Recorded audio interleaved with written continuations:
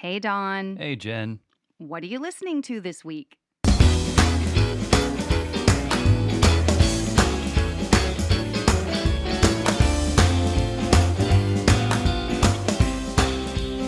Welcome to What Are You Listening To?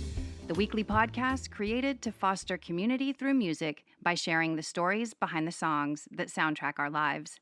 Some of the songs are old, some new, all good. I'm Jenn Tully, and this week I'm joined by Cento, producer, guitarist, composer, and show favorite based right here in Austin, Texas. Dawn has recorded, toured, and/or shared the stage with the likes of Sarah Jaffe, Ume, Little Jack Melody, and Chomsky, just to name a few. Dawn also records his own music under the name Cento and co-leads the instrumental band Shibboleth. He has also recently completed a new collaborative project with Pink Nasty called Pink Nasty Meets Cento, and they debuted songs from the new album at this year's South by Southwest. We'll talk more about everything Dawn has been up to in between our song picks. Also, did you know that now on Spotify, you can listen to the show with the songs we discuss incorporated? Just search for What Are You Listening To with Music. If you're not listening on Spotify, be sure to give the playlist a listen and then tune into our conversation. With that, let's get started. Dawn, what are you listening to this week? Well, Jenn, this week I've got two songs for you, and the first one we'll talk about is a song by Phil Lynott, or Lynott, I don't know how to say his name. It's called Old Town. Phil is probably better known as the singer, bassist, and leader of Thin Lizzy. That's right. I was waiting there for a second, Dawn. Don't scare me. I was going to say Lizzie Borden, but no, it's Thin Lizzy. It's still early on a Friday, right? It is. But he did a couple of solo records toward the end of that band's tenure. This record, the Phil Lynott album from 1982, is his second and final solo record. And I think he died a handful of years after, sort of tragically, sort of at the Battle with the Bottle, that old tragic rock star tale. Yeah. But the records that he made, his solo records, are a little different from the Thin Lizzy sound, which is sort of more of a strident, heavy rock kind of thing. And these are a little broader. He's kind of playing with different sounds and different textures, different instrumentation, kind of different songwriting style. But his voice and his delivery is still the same. It's still got that sort of nasally, direct, working man kind of thing that he does so well that makes him so attractive. Exactly. And I think, he like you said, he has such a recognizable voice, and I knew he had some solo material, but I didn't realize how much until I kind of started digging in. And I love this song. This is one of those songs where I listened to it, and the more I listened to it, the more I heard. There was so much going on. And I was getting very strange, but I was getting a little bit of Billy Joel in it too. Like it had Moving Out vibes for me a little bit. I pick up, there's a melody in there that is sort of like a Men at Work melody. Yeah. There. And this sort of sounds like an ELO song in a way. It's very Beatlesy. So he's sort of picking up from a lot of his influences or a lot of things that are just swirling around at that time. But it still sounds like him, I think the Billy Joel thing, there's a lot of piano on there. That might be part of it. You know what? I don't know, but I'm going to encourage listeners, check it out. Give this song a listen, and then right immediately after it, listen to Moving Out, Anthony's song from Billy Joel's The Stranger album. I'll tell people to pull that album out any day for fun anyway. But there was something about it. And it was this song is sort of the story of a breakup, and it takes you on the journey, right? Lyrically, you learn how she acted and how he feels and what they used to do. And musically, we kind of go through all those scenarios and emotions as well, I felt like. So maybe it was that, the storyline was similar to me in that, they're both about dudes that are kind of done, So maybe that resonated as well. And where Moving Out kind of accentuates with horns, which is strange for Billy Joel, who is the piano man, I'm told. This one accentuates with that really cool keyboard solo in the middle. I have mixed feelings about that piano thing. I love it. It's pretty cool, but it's a little, I like a good flourish now and again, but that might be a little much. Yeah. I like the piccolo trumpet at the end.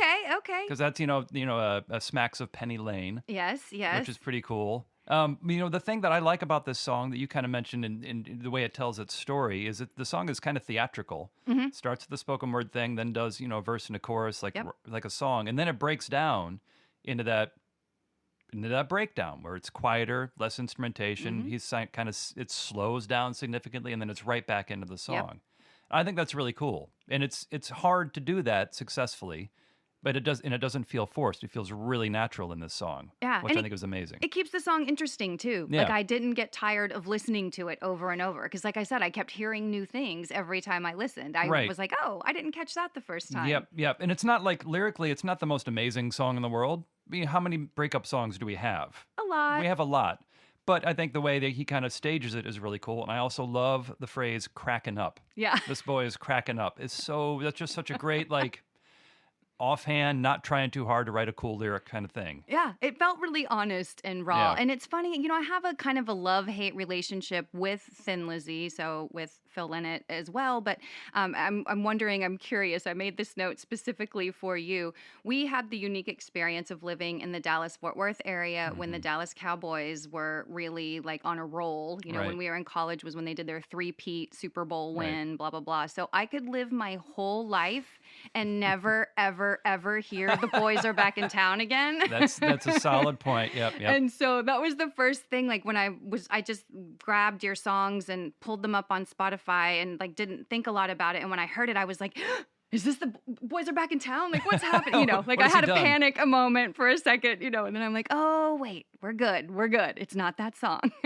Did we talk about the song Jailbreak at one point? I don't know if we did or not, but I know that's the album that Boys Are Back in Town is on. We may have. I mean, That's please, a great song. Well, when I like that whole album, it's just that we got bombarded with Sure. Boys Are Back in Town because of the Dallas Cowboys. And so at least during that time, I'm not sure if they still play the song as much as they used to, but woo. I'm sure it gets spun a couple of times a game. Boy, that's the blessing and the curse of having a hit like that. Yeah, I You mean, know? and that resonates, or happens to tie in perfectly with a major national NFL team. Yeah. America's team, right? Thanks, Phil. Oh, the last thing I'll say is the hola at the end. Yeah, It's yeah. great. So good. He says it twice, too. Twice. I Yeah, love it. So good. Well, if this song is about a lady who did a boy wrong, your second pick sort of flips that script. Tell me about your second pick. The second pick, we're flipping the script and the coin here, is Alfie by Dionne Warwick. Well, the song is by Burt Bacharach and Hal David. The recording I'm specifically into is the Dionne Warwick's version, which is not the original version. The original in the movie is Cilla Black. Yep. And her version is great, but there's something about Dionne's version that I think just her vocal, her delivery, which reportedly was one take. Wow. Wow. Yeah, that vocal in one take, first take. It's crazy. It's an amazing, amazing vocal performance on an amazing, incredibly challenging song, just from like the way it's built. The chords are insanely weird. Well, they're not weird. They're weird for a pop song. They're not weird for a Bacharach song. They move in a really cool way. They go to some really weird places. The melody kind of works in a strange way on those chords. So just being able to sing that on pitch is an amazing feat, I think. Well, it's a simple song that's so complicated. Yeah, was yeah. the note that I made about it. Like when you listen to it, you think like, oh, it's so sweet and airy. And again, I think this is a testament to the magic of Dionne Warwick is that it sounds effortless and light, and then it's this really complex Burt Bacharach song. He's not known for writing really simple songs, and so I love the sort of the dichotomy and that you get both in this song. And you said it, you cannot argue with Dionne Warwick's voice. And when I think of her, and then I think of her equally talented cousin Whitney Houston and Whitney's mom Cece, Cissy Houston, you just like how much talent in that family, like it's how amazing. they hit like the singing talent lotto, The trifecta, yeah. where you've just got so much insane talent coming from one family. Wow, It's extraordinary. And I think they initially wanted Dionne Warwick to sing it for the movie. Okay. I think that was their Bacharach's first push, but the movie studio Paramount wanted an English singer because the movie's set in England. And I've never seen the movie, actually.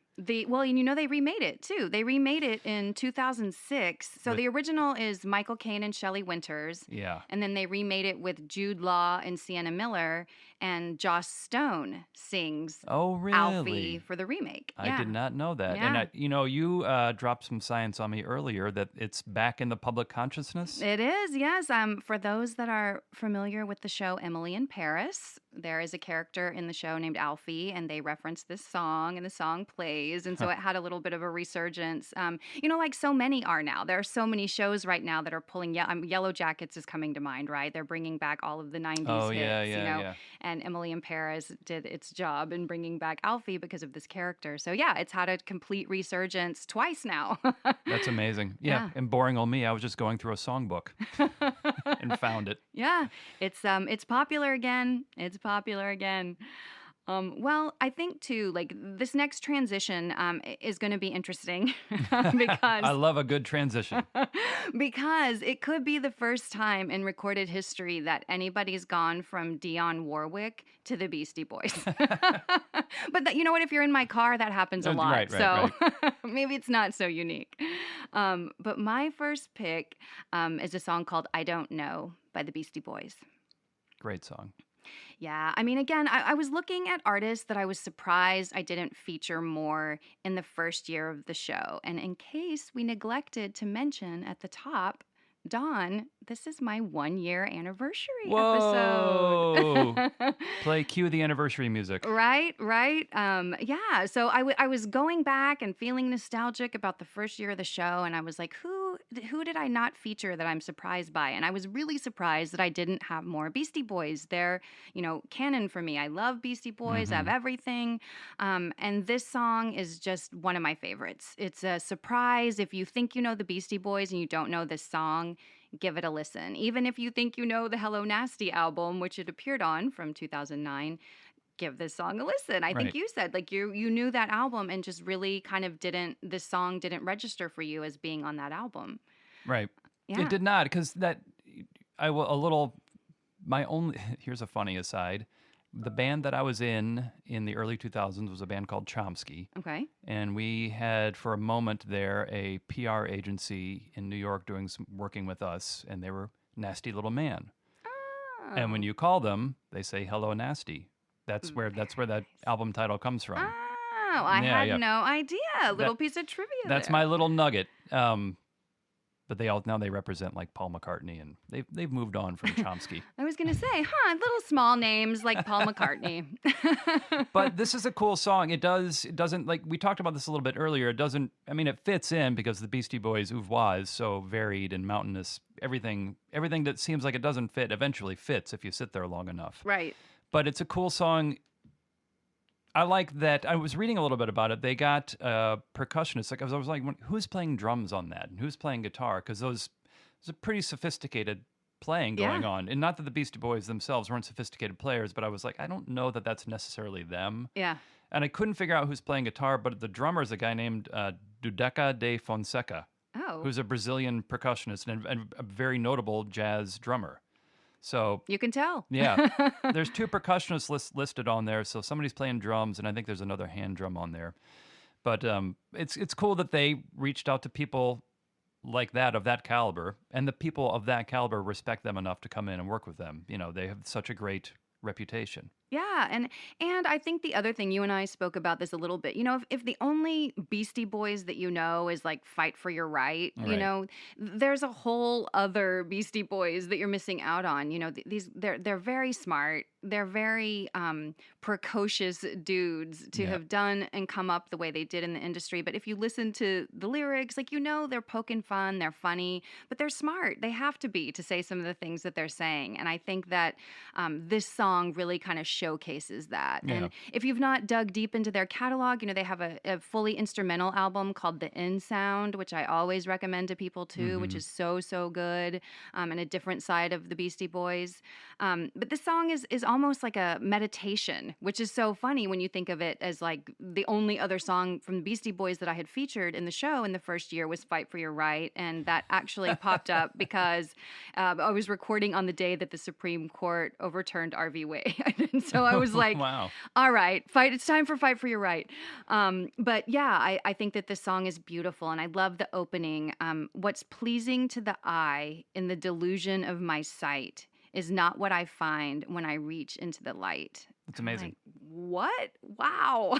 So definitely give this song a listen. Listen to the lyrics. Like I said, it's almost like a super cool meditation. And for being on the same album as songs like Body Movin' and Intergalactic and 3MCs and 1DJ is just kind of crazy that this song even found its way into this album. Well, I think it's all connected. The mind, the spirit, and the body, it's all connected. And I think they knew that. They know that. Yeah, you're right. It's back to being smart guys. Back to being smart guys. Well, and then we kind of, I shifted again, and I was really surprised by this. I was looking, and like I said, artists that I was surprised hadn't featured more prominently in the first year. And I had not zero songs by Prince. I'm like, how did I get through my first year without a Prince song? So we're fixing that right now. Right. We're rectifying the situation. And my second pick is 7 by Prince. Amazing song. A song that I did not like when it came out necessarily. Oh, I loved it. I loved it from the beginning. Yeah. It didn't grab me, but I was listening, and I probably had not listened to it much since then. When did it come out? Like 93. Actually 92, because it was on the Love Symbol album. This is actually Prince and New Power Generation. Yeah. Prince went through, he was Prince, and then Prince and the New Power Generation, and then the Symbol, and then, right. Like he's done. Then the artist, yeah. Yeah, there's a whole lot of evolutions of Prince. But yeah, this one came out in 1992 originally, and then it was also on the Hits and B-Sides album from 93. Yeah. But I was listening to it last night and today, and it's an amazing production. It's nice to hear, because a lot of the Prince stuff that I love is all Prince with the Lynn drum machine. Yeah. When Doves Cry and all that stuff, which is amazing. So it's nice to hear him with a drummer. Yeah. On record, one of the best shows I ever saw was Prince. So good. In Dallas at the basketball arena, and I was literally in the next to last row by the roof. From here to the moon distance, basically, but it was still so unbelievably funky. It was so amazing. Yes. And he had everybody in that room completely in the palm of his hand. It was so, so good. Such an amazing entertainer. I had the good fortune of being able to see him at the Hollywood Bowl, actually. Wow. And it was, he's 4'10" of right. nothing but magic. Right, yeah. I mean, it was really such a good show. And it's so hard to pick a single Prince song, I went back and forth. I'm like, maybe Pope. That's one of my favorites. I love Pope. I love I Would Die For You, Housequake, Let's Go Crazy, You Got the Look. There are so many Prince songs that I could feature that a lot of people, I think, only know his hits. They know right. Little Red Corvette or Raspberry Beret or right. anything from the Purple Rain album. But there's so much there. Really, this is one you can go down the rabbit hole and stay for a long while with Prince. Well, he's a lot like the Beastie Boys in terms of just a chameleon in phases of his career. For sure. And just, smart, well-respected, all of the things as well. Maybe that's it. Maybe I should have gone for people that my theme wasn't artists I'd left out, but these artists that have these really amazing, deep and varied catalogs. Right, right. I think the thing about Prince, though, is that when you hear Prince, you're listening to Prince. Sometimes if I'm listening, when I first heard I Don't Know, I'm not sure that it immediately registered to me that it was a Beastie Boys song, right? With Prince, though, if you hear Prince, immediately that it's Prince. Well, yeah, musically and vocally, and also no one else is going to use the word savoir-faire in a lyric and make it land. And it's my favorite part, too. We're going to go there, Dawn, because I love the opening of the song. All 7 and we'll watch them fall. They stand in the way of love and we will smoke them all. With an intellect and a savoir-faire, no one in the whole universe will ever compare. I'm all, yes, it's so beautiful. And then sing it again. Yeah, he does. He does. He goes down. I'm like, musically, too, is it a chorus if it's the first thing that he says? Can it still be? I think you can call it a chorus, yeah. Can you? Okay. Because I'm like, the chorus goes like, and then I'm like, well, but this is how the song starts. Can it still be a chorus? I think you can have the chorus at the top. Okay, I like it then. Again, Prince, the innovator. Prince. Well, that's a it's a very modern songwriting trend because everybody's trying to write songs for TikTok now. Oh, So they have to be 30 seconds. So you got to have the chorus or a tease of the chorus at the very top. Then you have a quick verse, then you do the chorus again, and then you're on to the next dance video. You're done. Yep. You're done. Well, and I think too, this song 7 is from 1992, like we mentioned, and it's still 100% relevant. I mean, you can listen to those lyrics and listen to the song, and it still feels like it's fresh, even though it's Right. whatever. What are we at? Were we at 30 years? 30 years, 1992, geez. 30 years old No, now? no, 31? That was just 5 years ago. What are you talking about? Right. We're only 28. That's right. We're just going to keep it. We're going to leave the listeners with that. Right. Two 28-year-olds talking about music. That's right. And who brought up Phil Lynott and Dionne Warwick and Beastie Boys and Prince, like Right. 28-year-olds do. We are dropping teenage listeners by the droves here. Right. I'm like, I don't even know that a 28-year-old has any idea who any of the 4 artists we had on the show today are. 28-year-olds, please weigh in. If we are judging and we are out of line, let us know. Right. Like, message on Instagram. We want to hear that we are way off base here because nothing would make me happier than to know that 28-year-olds today are listening to Phil Lynott and Dionne Warwick. So I hope they are. I hope so too, because there's so much good stuff out there. There's a very deep well. It is. Well, Dawn, as always, thank you so much for sharing what you're listening to and for joining me on my 1-year episode. You were my first guest outside of Matt and Sammer, my producers and hosts of Super Awesome Mix, which is the network the show lives on. You were first. So I'm happy to be celebrating the 1-year anniversary with you. Well, congratulations on one amazing year. And I'm always flattered and very happy to join you and very flattered that you asked me to do the first and the 1 year. I mean, know. It's really cool. You've done an amazing thing here. It's been a great ride watching it happen and being a part of it. Yay, let's keep it going. All Let's right. see, like year 2, what's our goal for our year 2 finale episode? We're going to be on a stage with PRX and NPR or like something huge. That's a good goal. We can make that happen. We're going to put it out there. We can do that. Well, thank you so much, Dawn. And to learn more about Dawn and listen to his music, you can follow him on Instagram at Cento. That's ELCENTO. Or visit his website, doncento.com, DONCENTO.com. Also, we mentioned Dawn's new collaborative project at the top of the show. The single from that album, called Charge My Phone by Pink Nasty meets El Cento, is available on Spotify, Apple Music, or wherever you stream. So be sure to check out the song, Charge My Phone. And please be sure to follow, download, and share this show with everyone you know and all the people you'd like to know, because music is a great way to connect. Last but not least, to stay informed on all things Super Awesome Mix and What Are You Listening To, be sure to follow us on Instagram at Super Awesome Mix. Thanks for listening, and please join me again next week to find your new favorite song.